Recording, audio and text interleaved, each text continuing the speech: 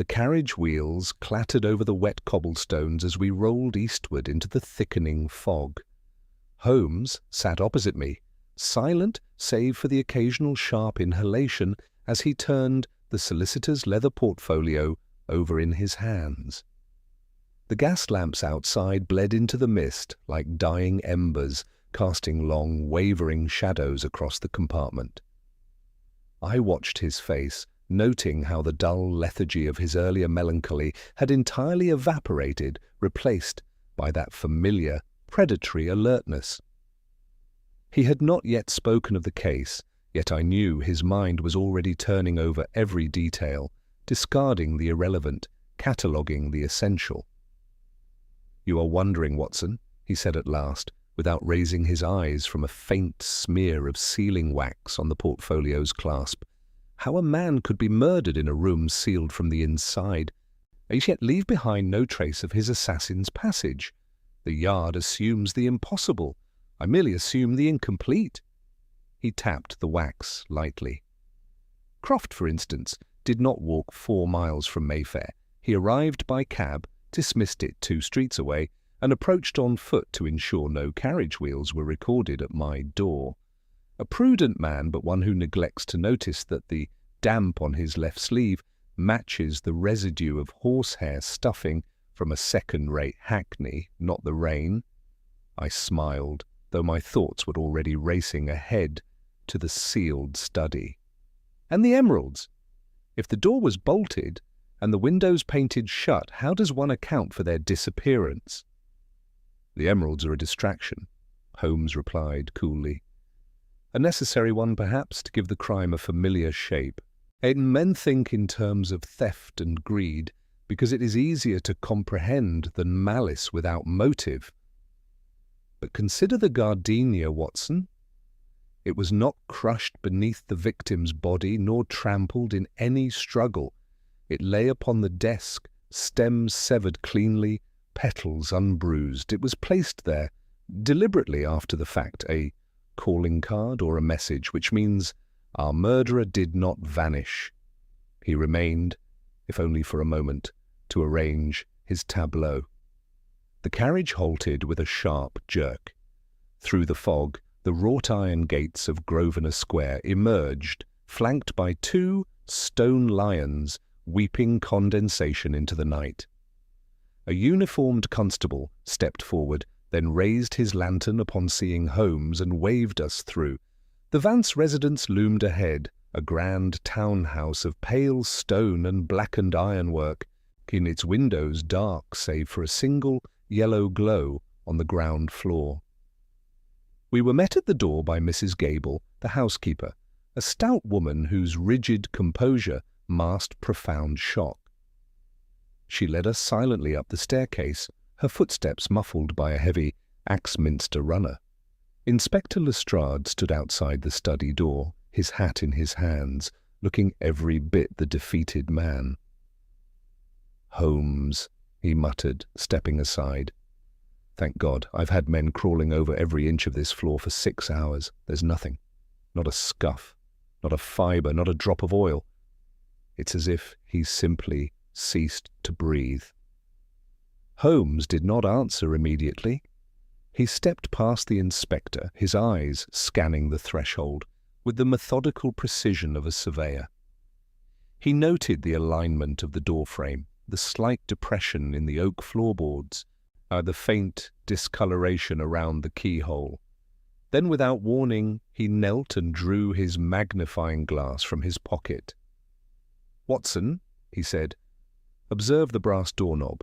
Note the faint, concentric smudges near the base. Not from a hand turning it, but from a thin wire drawn repeatedly across the metal. And observe the bolt itself. See how the metal is slightly polished on the left edge, but entirely untouched on the right. Someone has been practicing." I leaned closer, my pulse quickening. Practicing what? To pick the lock? But the key was in the dead man's pocket. "Precisely," Holmes murmured, rising smoothly. "Which means the door was never locked from the outside. It was locked from the inside, but not by Sir Reginald." The murderer did not need to enter. He needed only to ensure the room appeared sealed. A clever illusion, and Watson, and one that relies entirely on our assumption that a dead man cannot move his own hand after death. But what if the hand was moved for him? He pushed the door open fully, stepping into the study. The air inside was heavy with the scent of old paper, beeswax, and something faintly metallic. The body had been removed, but the scene remained untouched. The desk, the shattered teacups, the open safe, and the faint dust pattern on the floor that spoke of careful, deliberate placement. Holmes moved to the center of the room, his eyes tracing invisible lines from the desk to the window, from the fireplace to the door. I followed, notebook in hand, recording every detail, though the true shape of the puzzle remained frustratingly out of reach. Yet I knew, as I always did when standing in Holmes's shadow, that the first thread had been pulled. The rest would unravel in time. Holmes did not immediately rise from the center of the room. Instead, he stood perfectly still, his eyes tracing the architecture of the scene as a conductor reads a silent score. The gaslight hissed softly in its brass bracket, throwing long, distorted shadows across the mahogany wainscoting. I opened my notebook, my pen poised, acutely aware that every measured step, every lingering glance, was part of a meticulous reconstruction. Lestrade, meanwhile, shifted uncomfortably near the doorframe, his heavy boots scuffing the threshold in a manner that made Holmes's brow furrow almost imperceptibly. "You will disturb the dust, Inspector," Holmes murmured, not turning. "I trust your men have already photographed the floor from the northern quadrant. If not, their recent passages will render your investigation entirely useless." "We photographed it twice, Holmes," Lestrade replied, a note of defensiveness creeping into his voice. "There is nothing to find, only the victim's own slippers leading from the hearth to the desk. No other footprints. That is precisely why I suspect Graves. The man knew the house. He could have slipped in through the servants' stair, used a duplicate key, and bolted the door behind him before making his escape through the window. The paint may have been brittle. It cracks easily in this damp." "And yet," Holmes said, finally turning toward the iron safe, "the paint around the sash shows no hairline fractures, no fresh scrapes, no dislodged flakes. It has been undisturbed for a decade. As for the servants' stair, it opens into the scullery, which was occupied by the cook until 11:30. She would have heard a man of Graves's heavy tread. No, the killer did not enter through the door, nor the window, nor the stairs. He entered through sequence, not space." I frowned, my pen hovering over the page. "Through sequence, Holmes. A manner of speaking, Watson, though not entirely inaccurate." Holmes knelt before the safe, his magnifying glass already in hand. "Observe the combination dial. The brass is polished, yes, but the wear is uneven. The tumblers have been worked recently, yet there is no tool mark, no scratch, no sign of forced entry. The safe was opened with the correct combination. Sir Reginald opened it himself, or someone who knew the sequence stood beside him while he did so." He traced a finger lightly along the lower edge of the door frame. "And here?" Beneath the hinge, a faint smear of yellowish wax, not beeswax, paraffin, the sort used in sealing letters or perhaps in preserving delicate botanical specimens." My eyes darted to the memory of the gardenia, still resting in my mind from Croft's portfolio. "You think the flower was wrapped in wax?" "I think," Holmes replied smoothly, "that our murderer carried something fragile, something that required careful handling, and that he placed it upon the desk after the deed was done. The tea service, Watson, look at it. 3 cups shattered, but not randomly. The largest fragments lie nearest the hearth, the smallest clustered by the desk leg. If the table had been knocked over in a struggle, the porcelain would be scattered uniformly. This pattern suggests a deliberate sweep, a gloved hand clearing a space. Someone wanted to hide what lay beneath the debris. He moved to the shattered remains, using the handle of his magnifying glass to gently shift a jagged curve of bone china. Beneath it, pressed into the fine layer of dust, was a faint, circular impression, not a footprint, something smaller, a cork, perhaps, or the base of a slender vial. I sketched it quickly in my margin, though its purpose remained entirely opaque to me. Lestrade sighed, running a hand through his damp hair. You see patterns in dust and broken cups, Holmes, while I see a dead man and 3 men with strong motive. Lord Edward Vance owes gambling debts that would swallow half the estate. Graves was dismissed yesterday over a wage dispute. Finch stood to gain a disputed manuscript that would cement his reputation.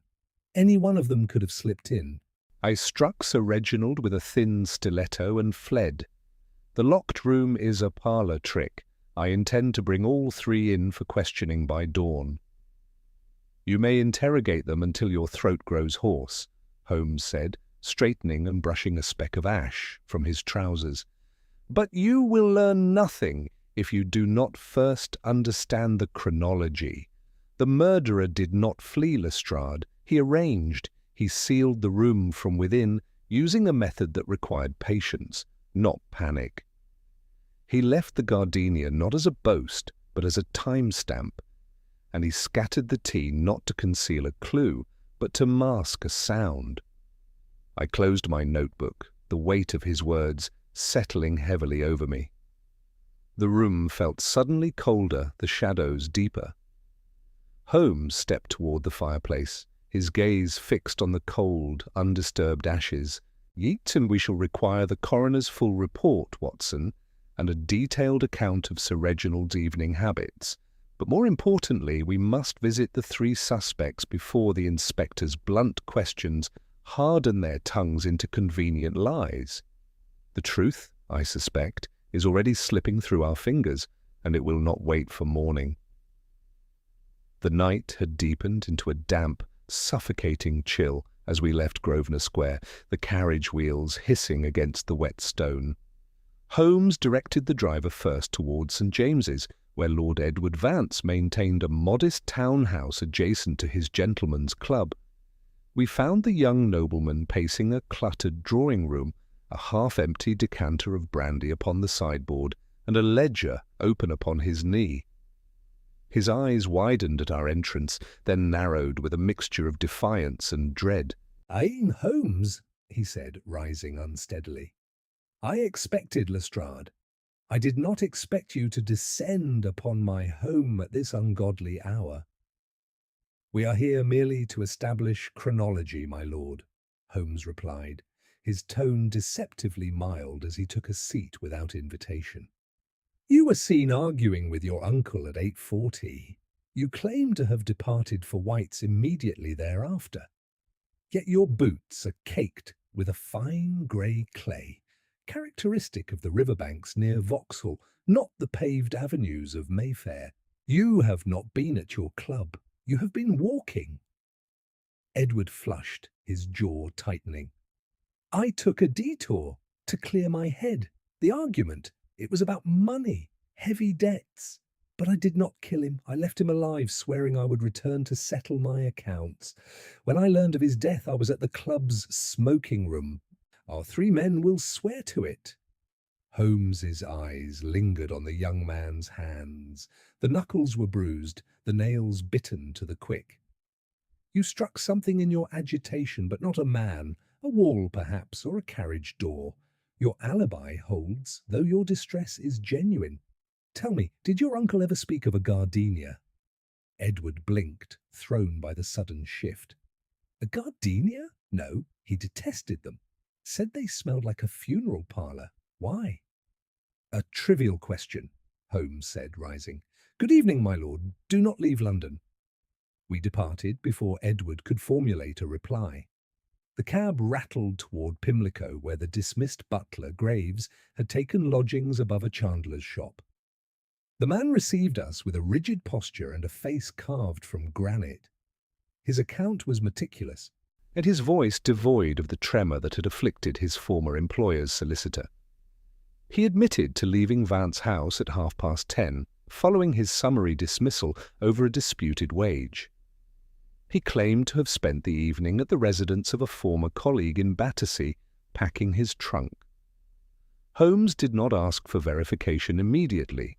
Instead, he circled the small room, his gaze catching upon a pair of heavy boots resting by the hearth.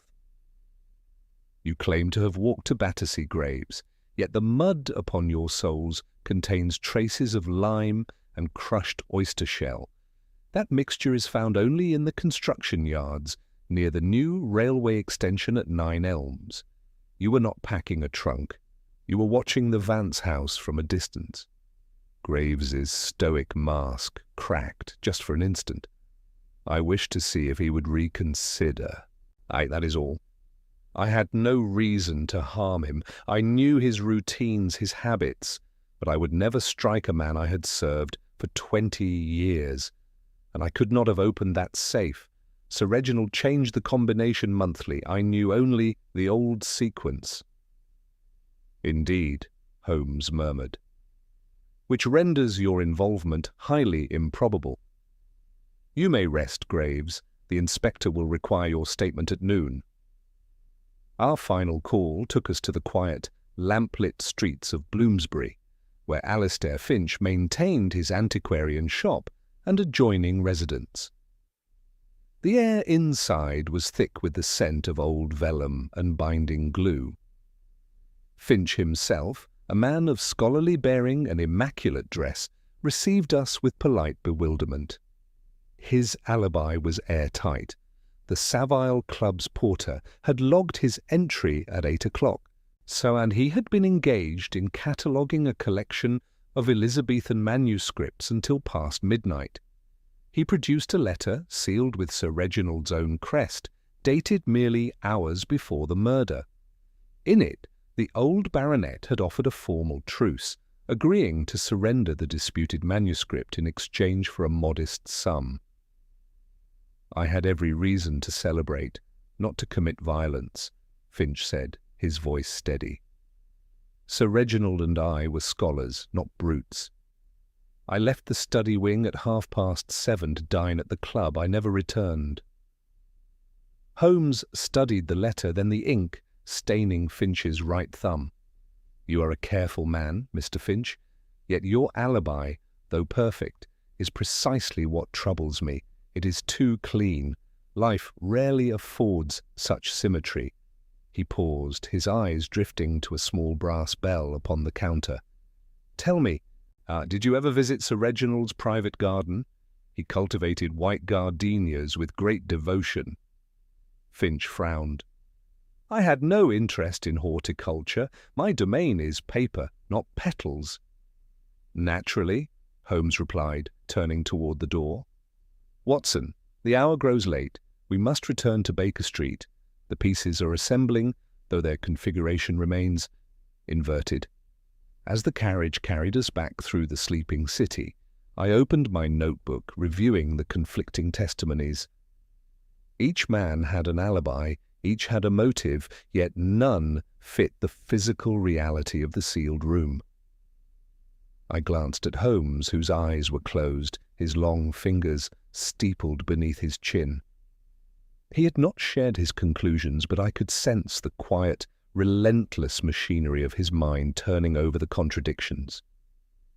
The night was far from over, and I suspected the true shape of the deception had yet to emerge. The carriage rattled back toward Baker Street through the sleeping avenues of London, the rhythmic clatter of hooves doing little to dispel the heavy silence between Holmes and myself. He had not spoken since we left Finch's shop, his gaze fixed upon the passing street lamps as though reading some invisible script written in the fog. I opened my notebook once more, tracing the intersecting lines of testimony, motive, and alibi. Each suspect had offered a plausible defence, yet none had offered a satisfactory truth. Lord Edward's financial desperation, Graves's lingering resentment, Finch's scholarly rivalry, all were compelling, yet all seemed to fracture against the immovable fact of the bolted door and the missing emeralds. I closed the book with a soft sigh. I'd acutely aware that the puzzle was tightening around us like a vice, and that the answer, if it existed at all, lay buried beneath layers of deliberate contradiction. We were scarcely through the door of 221B when a brisk knock announced Inspector Lestrade. He entered without preamble, his greatcoat damp with mist, a sheaf of telegrams clutched in his hand. "I've had the coroner's preliminary report," he announced, shaking water from his hat onto the hearthrug. "Time of death is placed between 9:30 and 10 o'clock. That settles it. Edward Vance claims he was at White's by 8:45, but the club's porter's ledger shows no entry until 9:10. He lied. He slipped out, went to his uncle's, argued again, struck him and bolted. The locked door was a panic response. He used a wire to draw the bolt from the outside, exactly as you noted, Holmes. The emeralds are already in pawn-shop circulation. I have men staking every dealer in Mayfair." Holmes said nothing. He stood by the mantelpiece, methodically filling his pipe, his expression unreadable. I felt a familiar surge of anticipation, tempered by Lestrade's unwavering certainty. The inspector's logic was straightforward, almost brutally so. A motive, a fractured alibi, and a physical possibility that aligned with our initial observations. It was the sort of conclusion that would satisfy a magistrate, and indeed, Lestrade's posture radiated the quiet triumph of a man who believed the hardest work was done. "We'll bring him in at dawn," Lestrade continued. "Once he cracks, we'll have the location of the stones and the weapon. It's a tidy piece of work, all when you strip away the theatricality." I watched Holmes strike a match. The sudden flare illuminated the sharp angles of his face, the faint tightening of his jaw. "Tidy, Inspector," he murmured, "but not necessarily true. You assume the wire was used to draw the bolt outward, yet the polish on the brass suggests a pulling motion from within, followed by a controlled release. And consider the paraffin wax beneath the hinge. It was not applied to seal a gap. It was used to lubricate a mechanism that required time, precision, and a steady hand. Lord Edward Vance is a gambler, not an engineer. He would have fumbled it." Lestrade bristled. "You're defending him?" "I am defending the facts," Holmes replied calmly, exhaling a plume of smoke. "But by all means, proceed with your arrest. And I should be sorry to interrupt a conviction based on circumstantial symmetry." The inspector left in a huff, muttering about Holmes's maddening contrarianism. Once the door clicked shut, I turned to my companion. "You do not truly believe Lord Edward is innocent, yet you refuse to oppose Lestrade directly. Why?" Holmes's eyes met mine, and for the first time that night I saw a flicker of something akin to caution. "Because, Watson, I have found an inconsistency that does not point to any of the three men. The gardenia was cut no more than 2 hours before we examined it. Its sepals are still turgid, its stem unoxidized. It was placed upon the desk after the coroner's estimated time of death, which means the murderer did not flee." He waited. He arranged the scene while Sir Reginald's body grew cold, and then he left the room through the only passage we have not yet considered. He tapped the ash from his pipe onto the hearth. "I shall not speak of it further until I have verified my hypothesis. For now, let Lestrade chase his phantom. The truth, I fear, is far stranger than debt or rivalry." I stared at him, the implications settling over me like a heavy blanket. If the flower was placed after death, the entire chronology collapsed. If the murderer remained in the room, how had he escaped? And what passage had Holmes alluded to, one we had overlooked? I recorded his words in my notebook, though they offered no comfort, only a deeper, more unsettling mystery. The fire crackled in the grate, casting long shadows across the walls, and I knew with certainty that the case was far from solved. It was only beginning to breathe. The morning light filtered through the Baker Street windows, pale and diffused by a lingering fog that refused to lift. I awoke to the familiar rhythmic scratching of Holmes's pen and the sharp, acrid scent of chemical reagents. He was bent over his work table, surrounded by a meticulous arrangement of brass calipers, spools of fine copper wire, and several glass vials stoppered with cork. My teacup sat cold beside his elbow, untouched. He had not slept. The quiet, predatory intensity of his posture told me he had been testing some hypothesis since the first grey light of dawn, and that it was one he had no intention of sharing until it was beyond doubt. "You were speaking last night of a passage we had overlooked," I ventured, drawing on my dressing gown and moving to the hearth. "The chimney is too narrow, the windows immovable." And the door bolted. What remains? The walls, Watson, he replied without looking up. Or rather, the space they conceal. I returned to Grosvenor Square at 6 o'clock. Lestrade's men were still cataloguing the library, but I secured the study for an hour. I measured the interior dimensions against the exterior facade. There is a discrepancy of precisely 4 inches along the northern partition. A void sealed behind the wainscoting, running vertically to the attic. Originally a ventilation flue designed to draw heat from the fireplace. It has been bricked over for decades, yet the iron grating within the hearth shows fresh, deliberate tool marks, not to breach it, but to pivot the slats. Someone adjusted them to create a narrow, horizontal channel, just wide enough for a slender apparatus. He set down a slender rod of polished steel and picked up a brass notebook.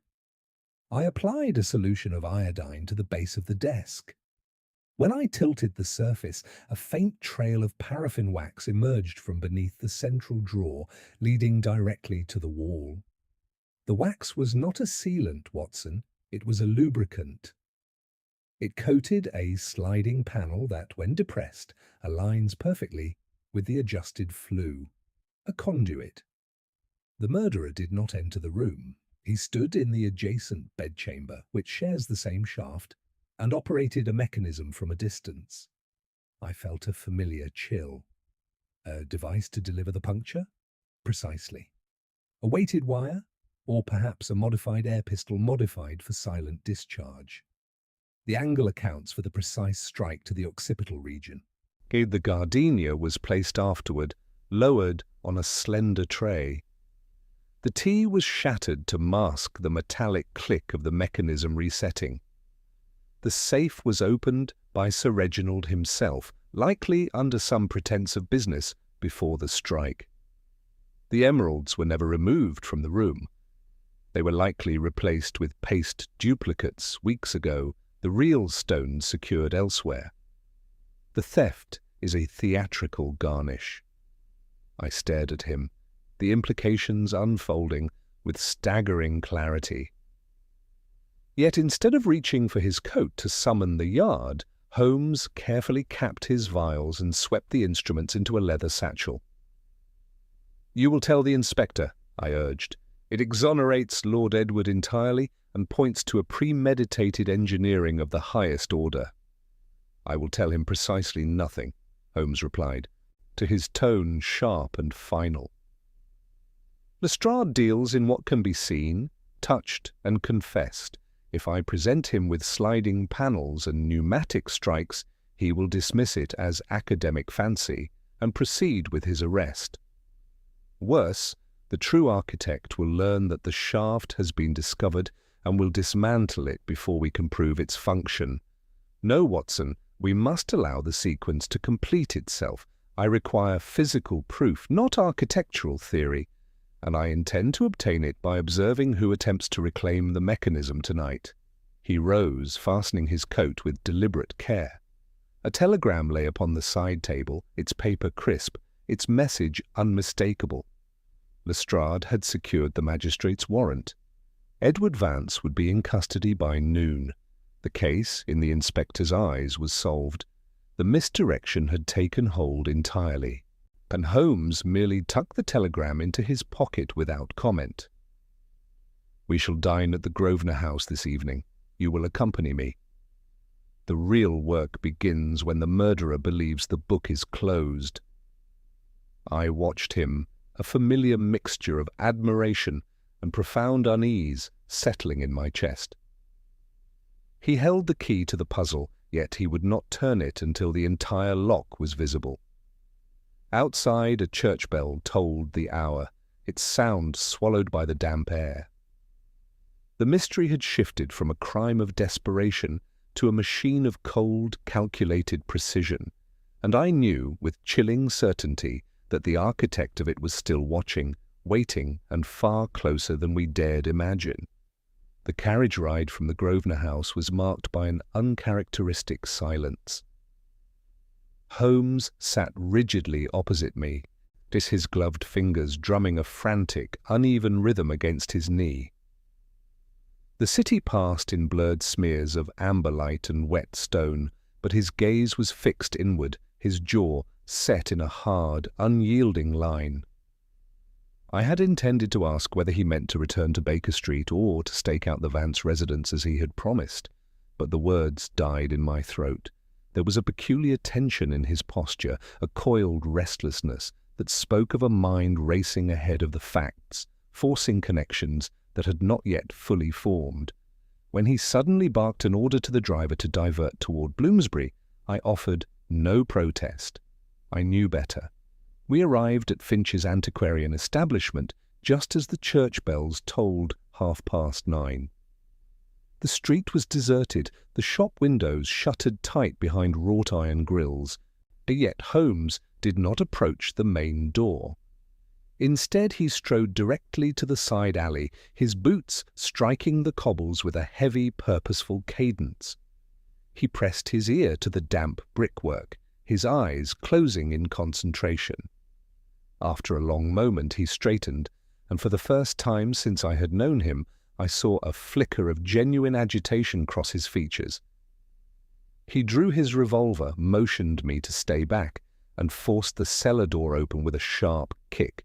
The air below was thick with the scent of damp vellum, machine oil, and something acrid that stung the nostrils. A single oil lamp cast long, wavering shadows across a cluttered workbench. Alistair Finch stood over it, his immaculate waistcoat stained with grease, his scholarly composure entirely shattered. He was not sorting manuscripts.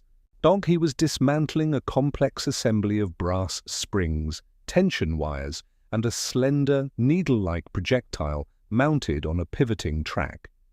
Beside the apparatus lay an open ledger, its pages filled with precise trigonometric calculations, weight distributions, and a detailed architectural sketch of the Vance study. My breath caught. The drawing showed the hidden ventilation flue, the exact placement of the desk, and the trajectory required to strike the base of the skull. But it was the object resting beside Finch's tools that froze me entirely, a single, perfectly preserved white gardenia, identical to the one left upon Sir Reginald's desk. "I told you I had no interest in horticulture," Finch said, his voice hollow as he looked up and saw us. "Yet here it blooms, or rather, here it wilts."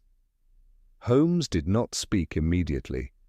He stepped forward, his eyes devouring the mechanism with an almost violent intensity. Then his composure fractured. He ran a trembling hand through his hair, pacing the narrow cellar in tight, erratic circles, muttering to himself in rapid, disjointed fragments. The paraffin, the wire tension, the angle of declination. But the counterweight is wrong. It's too light.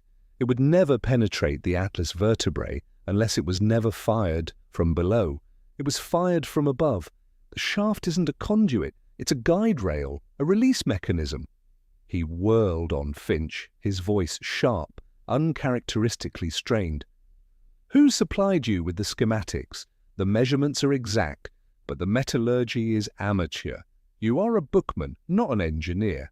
You were given this. You are assembling a replica.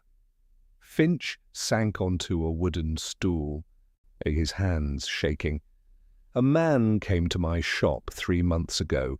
He knew of the manuscript dispute. He offered to settle it if I would simply construct a device from these plans. He said it was a practical joke, a mechanism to startle Sir Reginald into compliance. I followed the drawings. I tested the components in my cellar, but when I saw the report of the murder, I knew I had been made a pawn. I came here to dismantle it before the Yard found it. I swear to you, Mr. Holmes, I never meant for a man to die. Holmes stared at the apparatus, then at the ledger. His pacing grew more frantic, his breath quickening. A pawn, he repeated, his voice dropping to a whisper. Which means the architect is not Edward, it is not Graves, it is not Finch. It is someone who knew the house intimately enough to map the flue, knew Sir Reginald's routines. He knew the exact weight of the emeralds and knew precisely how to manipulate 3 men into providing perfect alibis. Lestrade's arrest is not a conclusion. It is a trigger. He snatched the ledger, his fingers tracing the mathematical notations. Watson, we must return to Grosvenor Square immediately. The murderer believes the mechanism is secure. He will not know Finch has been exposed until Lestrade questions him tomorrow. But if he is watching the house, as I suspect, he will see the arrest wagon depart and assume his design is flawless. He will move to extract the real apparatus tonight. The gardenia was not a message, it was a receipt. And the second crime, Watson, has not yet occurred. It is about to. He holstered his revolver, his eyes burning with a fierce, desperate urgency that left no room for debate. I followed him into the fog, the rhythmic clatter of our footsteps echoing against the wet stones, each step carrying us deeper into a labyrinth where every suspect wore the mask of innocence, and the truth waited in the dark, already setting its next trap. The carriage wheels struck the wet cobbles with frantic urgency as we approached Grosvenor Square. The fog had thickened into a suffocating blanket, swallowing the street lamps and reducing the grand townhouses to mere silhouettes against the gloom. Holmes ordered the driver to halt 2 streets away, dismissing him with a brisk wave before turning to me with a glint of calculated purpose in his eyes. "We shall proceed on foot, Watson. Lestrade's men will have cleared the perimeter following the arrest, leaving the rear service lane unguarded. The architect will not approach through the front. He will come through the coal chute or the garden wall, expecting the house to be deserted, save for the sleeping staff." We moved swiftly along the damp pavement, our footsteps muffled by the heavy mist. Holmes led me to a narrow alley behind the Vance property, where a rusted iron gate stood slightly ajar. He pressed a finger to his lips, listening intently to the muffled sounds of the sleeping city, then slipped through the opening with the silent grace of a shadow. I followed, my heart pounding against my ribs as we navigated the overgrown rear garden. The study's northern window was just visible through the ivy, a sliver of darkness against the stone. "The mechanism remains," Holmes whispered, his breath forming pale plumes in the chill air. Finch's replica confirmed the design. But the original was never removed. The murderer left it in place because dismantling it would require time and light he could not afford on the night of the strike. Now, with Lestrade's investigation concluded in his eyes, he will return to secure his prize before the Yard's forensic men discover the flue tomorrow. We shall not wait for him to enter. We shall invite him. He produced a small phial of lamp oil and a length of fine copper wire from his coat. Moving, with practiced efficiency, he slipped through a low cellar window, reappearing moments later inside the adjacent bedchamber that shared the ventilation shaft. I watched through the glass as he worked, his hands moving with surgical precision. He adjusted the iron grating in the hearth, aligning the pivoting slats to create a narrow horizontal channel, then smeared a fresh line of paraffin along the track. Next, he placed a heavy ledger upon a small wooden block near the desk, angling it so that any disturbance would cause it to fall with a sharp, echoing crack. Finally, he struck a match and ignited a single candle, shielding the flame with his palm before placing it on the mantel. "A beacon, Watson," he murmured through the cracked window. "Men of method are drawn to the light they believe they control." He slipped back out, pulling me into the dense foliage beside the garden wall. "Remain here. Do not move. Do not speak, regardless of what you hear. I shall take the position inside the antechamber. When he enters the study, he will focus on the mechanism. He will not expect a witness in the dark. If he attempts to flee, I shall intercept him at the service door." Before I could protest, he vanished into the shadows of the house, leaving me alone in the damp chill. Minutes stretched into an agonizing hour. The fog clung to my face, heavy and cold. Every rustle of leaves, every distant carriage wheel set my nerves on edge. I gripped my walking stick, my eyes fixed on the study window, waiting for a sign. Then a soft scrape against the brickwork. A figure emerged from the alley, moving with deliberate, measured steps. He wore a dark, hooded greatcoat, his face obscured by a low-brimmed hat. He paused at the garden gate, scanning the windows, then slipped through the ivy with the familiarity of a man who had memorized every stone. He carried a leather satchel, its weight suggesting tools, or perhaps the velvet pouches meant to reclaim the emeralds. Well, he did not approach the front door. Instead, he moved directly to the cellar coal chute, prying the rusted grate aside with a slender crowbar. He descended into the darkness. My breath caught. Holmes's trap was set. The figure inside was about to step into a carefully constructed illusion. I waited, straining my ears for the sound of movement, the click of the mechanism, the sudden shatter of the ledger. Instead, a faint, rhythmic tapping echoed from within the walls. The architect was already at work. And then a voice, low and calm, cut through the damp air from inside the study. "I know you are behind the partition, Mr. Holmes. You may as well step into the light." I froze. The game had shifted. The architect was not walking into a trap. He had anticipated it. The voice was calm, precise, and utterly devoid of panic. From the shadows of the bedchamber partition, Holmes stepped into the dim pool of candlelight, his face a mask of quiet triumph rather than surprise. The figure lowered his hood. It was Julian Croft, the solicitor who had first brought the case to Baker Street. He held no weapon, only a leather-bound ledger and a slender coil of waxed thread.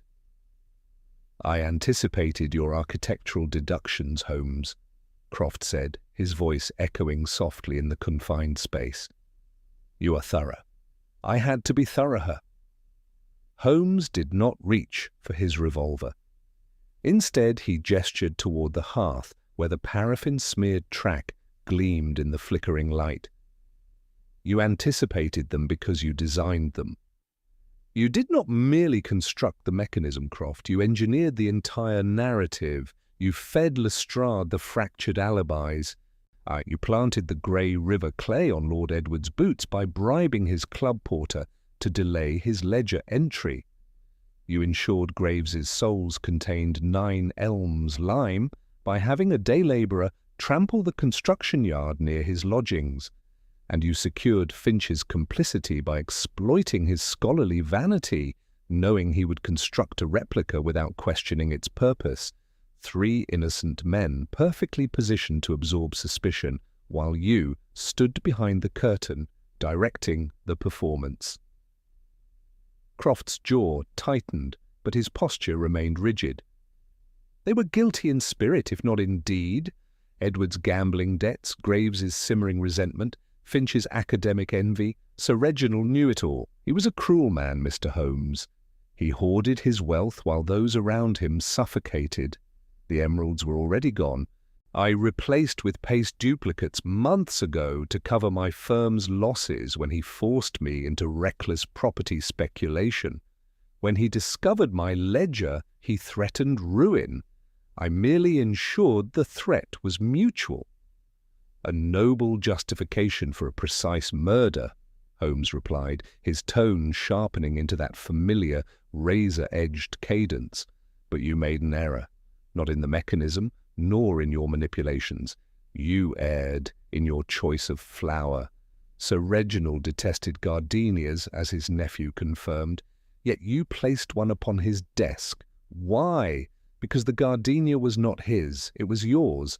Grown in your own conservatory in Kensington, you left it as a signature, a subconscious compulsion of the artist who cannot resist marking his work.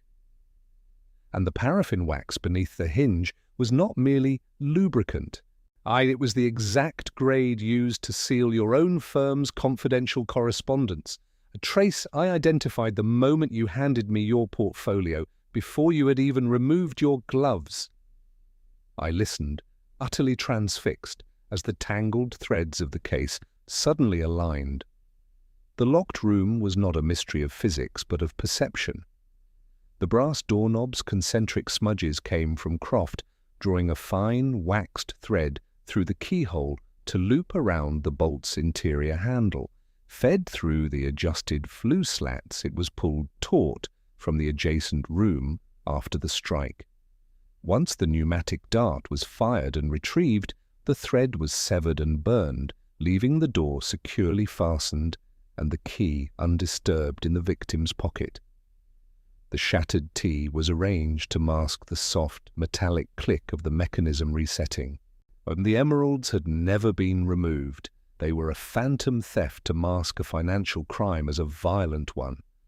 Every clue, every suspect, every false trail had been meticulously calibrated to point away from the man who controlled the board. Croft finally broke his silence, a bitter, resigned smile touching his lips. And yet you still require the thread, Holmes. Without it, your architecture collapses into theory. Holmes reached into his coat and produced a small, scorched fragment of waxed cord carefully preserved in a glass vial. Retrieved from the hearth grate at 6 this morning, you forgot that heat travels upward. The flame from the candle you expected me to light melted the knot before the thread could fully dissolve. It left a carbonized residue on the iron slats, a trivial oversight, but one that proves the sequence. The case is concluded, Croft. The Yard will handle the rest. For a long moment, Croft simply stared at the vial. Then, slowly, he set the ledger upon the desk and raised his hands. The tension in the room dissolved into the quiet hum of the London night. Holmes turned to me, his expression weary but resolute. "Come, Watson, the game at last is done." The heavy tread of boots on the oak staircase announced Lestrade's arrival a full 10 minutes before he crossed the threshold. I had not realized Holmes had sent a runner to summon him, but my companion rarely left anything to chance. The inspector stepped into the study, his lantern held high, his expression shifting from grim anticipation to outright bewilderment as his eyes fell upon Croft, who stood with his hands raised, his posture eerily composed. 2 uniformed constants lingered in the doorway, their presence suddenly feeling superfluous in the quiet gravity of the scene. "I trust, Inspector," Holmes said, his voice stripped of its earlier sharpness, "that your warrant for Lord Edward Vance has been rescinded. The true architect of this evening's drama has been standing before you since the case was laid upon my desk." Lestrade stared, his mouth working soundlessly for a moment before he found his voice. "Croft, the solicitor? You mean to tell me he orchestrated the locked room, the missing stones, and the entire parade of suspects from his own desk?" "Not merely orchestrated," I interjected, my notebook already open, as I recorded the inspector's dawning comprehension. "He engineered it. He manipulated 3 men into providing perfect alibis by exploiting their existing grievances, substituted the emeralds months ago to cover a financial ruin, and constructed a mechanical strike that required no entry, only precision.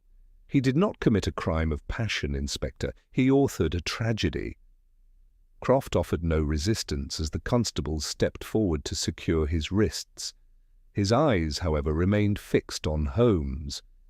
"You speak of authorship, yet you forget that every author is bound by his own conventions. I left the Gardenia because a man who spends his life drafting legal arguments eventually craves a signature. You called it hubris. I call it inevitability." He was led away without another word, his footsteps echoing down the corridor until the heavy front door clicked shut behind him. Silence reclaimed the study. The candle guttered in its brass holder, casting long, wavering shadows across the mahogany desk, where the shattered porcelain still lay scattered. Lestrade lingered only long enough to collect Croft's ledger and secure the premises, his earlier certainty entirely dismantled. He departed with a curt nod, leaving Holmes and myself alone in the quiet aftermath. I closed my notebook, my mind reeling over the elegant, terrifying symmetry of the deception. 3 men had been paraded before us as villains, each bearing the weight of motive and opportunity, yet each had been entirely blameless. The true crime had not been a murder of blood and rage, but a murder of narrative, constructed with the cold patience of a master strategist. "You are quiet, Watson," Holmes observed, finally moving to gather his magnifying glass and the glass vial containing the carbonized thread. "The case is resolved. The Yard will have their prisoner, the Vance estate will recover its heirlooms, and the 3 suspects will return to their lives with nothing but a profound lesson in caution. What troubles you?" "It is the precision of it," I admitted, watching him carefully wrap the instruments in his leather satchel. "He did not merely plan a killing. He planned a conviction. He accounted for Lestrade's methods, for my own record-keeping, for the coroner's timeline, even for your habits. He knew you would notice the wax, the brass polish, the tea fragments. He relied on your brilliance to follow the trail, yet designed it so that every step pointed away from him. Ask, how does one guard against a mind that turns deduction itself into a weapon?" Holmes paused at the threshold, his profile stark against the dim hallway light. "You do not guard against it, Watson. You outpace it." Croft's error was not in his engineering, but in his assumption that intellect exists in isolation. He believed that by controlling the variables, he controlled the outcome. He forgot that observation is not merely a collection of facts, but a synthesis of human nature. A solicitor who drafts perfect contracts does not leave a gardenia on a desk unless he wishes to be remembered, and a man who wishes to be remembered has already lost. He stepped into the corridor, his boots echoing softly against the floorboards. I followed, pulling my coat tighter against the lingering chill of the night. The fog had begun to lift slightly, revealing a sliver of pale moonlight above the rooftops. The city breathed around us, indifferent to the intricate web of guilt and innocence that had just been unwoven. I felt a profound weariness settle into my bones, tempered only by the quiet satisfaction of a puzzle finally laid bare.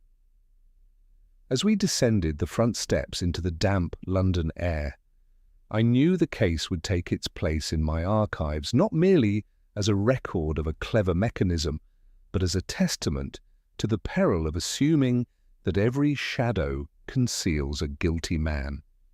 Sometimes the darkest corners of a mystery are illuminated not by the culprit's mistake, but by the observer's patience. The journey back to Baker Street was marked by a gradual thinning of the fog, as though the night itself were exhaling after a long-held breath. I sat opposite Holmes in the swaying carriage, the rhythmic clatter of hooves on wet cobblestones providing a steady counterpoint to the quiet that had settled between us. My notebook lay closed upon my knee, its pages filled with the meticulous record of a deception so perfectly constructed that it had nearly ensnared 3 innocent men.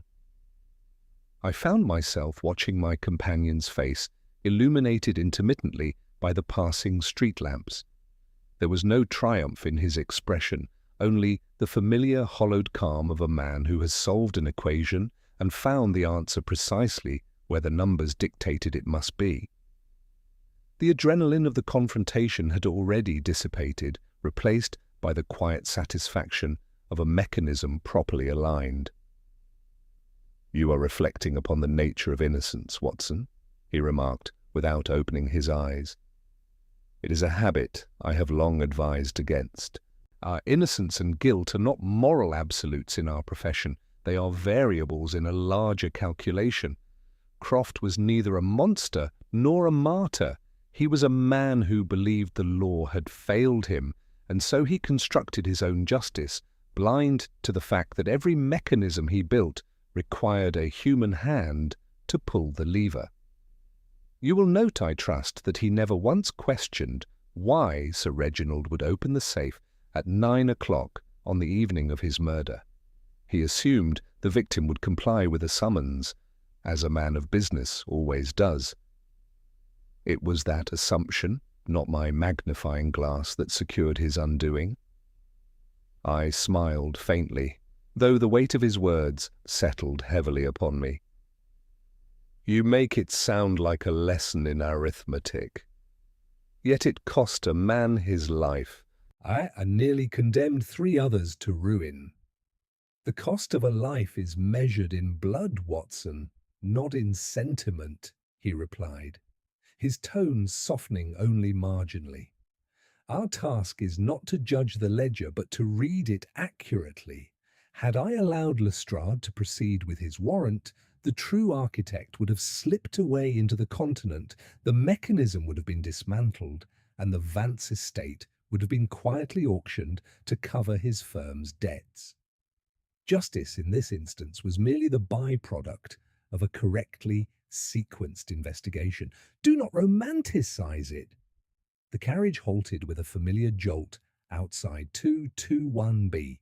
Mrs. Hudson awaited us at the door, her face lined with concern that melted into relief at the sight of us unharmed. She took our coats in silence. Knowing better than to inquire into the details of our nocturnal expeditions, Holmes ascended the stairs with his usual economical grace, and I followed, the familiar scent of old paper, tobacco, and chemical salts greeting us like an old friend. The sitting room was exactly as we had left it, though the fire had burned down to a bed of glowing embers. Holmes tossed his satchel onto the settee and immediately moved to the mantelpiece, where a single envelope lay among a scattered pile of mourning mail. "Ah," he murmured, picking it up with 2 fingers. "The post has arrived while we were engaged in our little theatrical exercise. A letter from a Mr. Tobias Grieve of the Royal Geographical Society. He reports a peculiar discrepancy in the weight of a recently acquired meteorite, and suspects the specimen has been tampered with by a rival collector. Trivial perhaps, but the mathematics of it are intriguing." He slit the envelope open, his eyes already scanning the contents with that familiar, voracious intensity. I settled into my armchair, watching him with a quiet, enduring admiration. It was a familiar sight, the brilliant mind already pivoting from one labyrinth to the next, discarding the triumph of the evening as though it were merely a solved crossword. Yet I knew, as I had known for years, that his detachment was not coldness, but a necessary discipline. To dwell on the moral weight of every case would be to drown in it. Holmes chose instead to remain on the surface, reading the ripples, tracing the currents, and trusting that the truth would always reveal itself to those who knew how to look. Or he did not seek glory, he sought order.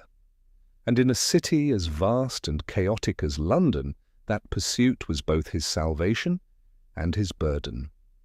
"You will record this one in your annals, I suppose," he said, not looking up from the letter, "though I doubt your readers will appreciate the elegance of a waxed thread and a pivoting slat. They prefer ghosts and hidden passages. Let them have their phantoms. I shall keep my facts." He struck a match, lighting his pipe, and the familiar scent of shag tobacco filled the room. Outside, the first pale light of dawn began to bleed through the fog, washing the Baker Street pavement in a soft, grey wash. I opened my notebook once more, not to document a crime, but to preserve a portrait of the man who had solved it. The case was closed, but the work, I knew, would never truly end. And as Holmes began to hum a low, tuneless melody, his fingers already tracing invisible patterns in the air, I felt only a profound and quiet gratitude for the privilege of witnessing it. The low, tuneless melody faded as Holmes's fingers stilled, his attention returning to the brass paperweight upon the mantel. The first true rays of morning had fully breached the Baker Street windows now, casting long, geometric shadows across the Persian rug and washing the sitting room in a crisp, clarifying light. I watched as the rigid posture of the nocturnal investigator finally yielded to the familiar, languid elegance of the consulting detective at rest. The Vance case was concluded, though the machinery of justice would grind on for weeks. Lestrade's morning telegrams had already confirmed what we both knew. Croft's ledger contained irrefutable records of the emerald substitution, the forged financial instruments, and the precise calculations used to manipulate the ventilation shaft. Lord Edward's gambling debts were quietly settled with a portion of the recovered stones, Graves was reinstated with a modest pension, and Finch's scholarly reputation remained entirely intact. Three men, each convinced of their own ruin, would wake to a reprieve they scarcely understood. It was a neat unravelling. Yet, as I sat across from Holmes, I felt no surge of triumph, only a profound, quiet reverence for the mind that had pulled the thread without tearing the tapestry. "You are satisfied, Watson?" Holmes asked, his voice low, almost conversational. He turned the paperweight slowly between his thumb and forefinger. "I detect that particular stillness in your breathing which usually follows a successful resolution. Do not mistake it for contentment. It is merely the absence of unresolved variables." "I suppose it is," I replied, leaning back in my armchair. "But I cannot help but marvel at how thoroughly you saw through the deception. Lestrade saw a locked room and a missing fortune. I saw a tragedy of motives. You saw a man who had convinced himself he was writing a perfect equation. How did you know with such certainty that Croft would return to the mechanism?"